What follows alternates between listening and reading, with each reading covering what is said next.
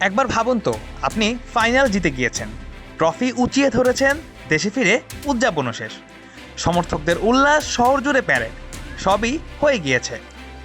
কিন্তু হঠাৎ করেই এক সিদ্ধান্তে বদলে গেল সব কিছু। চ্যাম্পিয়ন থেকে এক ঝটকায় রানার্স আপ। আর এমন অবিশ্বাস্য বাস্তবতার মুখোমুখি হয়েছে সেনেগাল জাতীয় ফুটবল দল। 2025 সালের আফ্রিকা কাপ অফ নেশনস ফাইনালে স্বাগতিক মরক্কো জাতীয় ফুটবল দলকে 1-0 গোলে হারিয়ে চ্যাম্পিয়ন হয়েছিল সেনেগাল। নাটকীয় সেই ম্যাচে নির্ধারিত সময়ে শেষ দিকে ঘটে বিতর্কিত এক ঘটনা।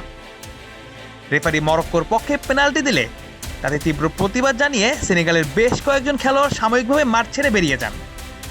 আর প্রায় 15 থেকে 17 মিনিট অবধি খেলা বন্ধ থাকার পর আবার মাঠে ফেরেন তারা। শেষ পর্যন্ত অতিরিক্ত সময়ে গোল করে জয় নিশ্চিত করে সেনেগালি। কিন্তু সেই ওয়াকআউট নিয়েই যত কাহিনীর শুরু।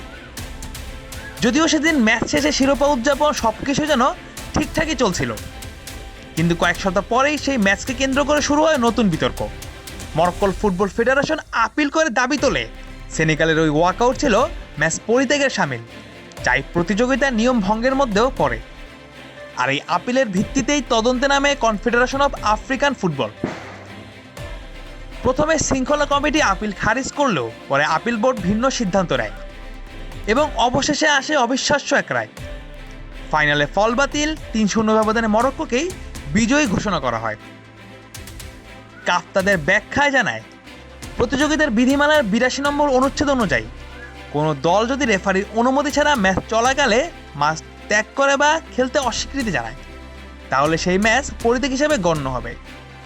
আর 84 নম্বর অনুচ্ছেদ অনুযায়ী সেক্ষেত্রে প্রতিপক্ষকে 3-0 ব্যবধানে জয়ী ঘোষণা করা হবে। কাফের মতে সেনেগালের খেলোয়াড়দের আচরণ এই নিয়ম লঙ্ঘন করেছে। ফলে এই প্রতিযোগিতা শেষ হওয়ার মাসখানেক পরে এসে কাগজে কলমে বদলে গেল ইতিহাস। চ্যাম্পিয়ন হলো মরক্কো আর সেনেগাল হয়ে গেল রানার্স আপ।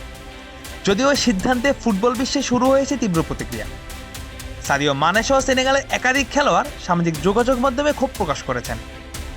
কেউ ট্রফি হাতে ছবি পোস্ট করে ব্যঙ্গ করেছেন, কেউ আবার সরাসরি সিদ্ধান্তকে অন্যায় বলেছেন। অনেকে এই সিদ্ধান্তকে নজিরবিহীন বলেও উল্লেখ করেছেন।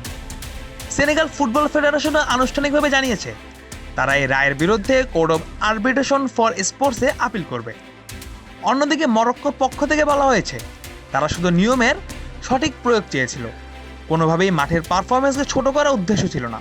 তাদের দাবি প্রতিযোগিতার শৃঙ্খলা বজায় রাখতে এই সিদ্ধান্ত জরুরি ছিল।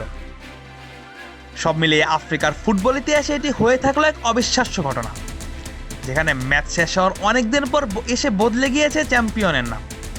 ট্রফি জয়ের উল্লাস থেকে হঠাৎ করেই বঞ্চনার বেদনা। সেনেগালের জন্য এটি নিঃসন্দেহে এক কঠিন বাস্তবতা। Mujahidul Islam Zahid, on field.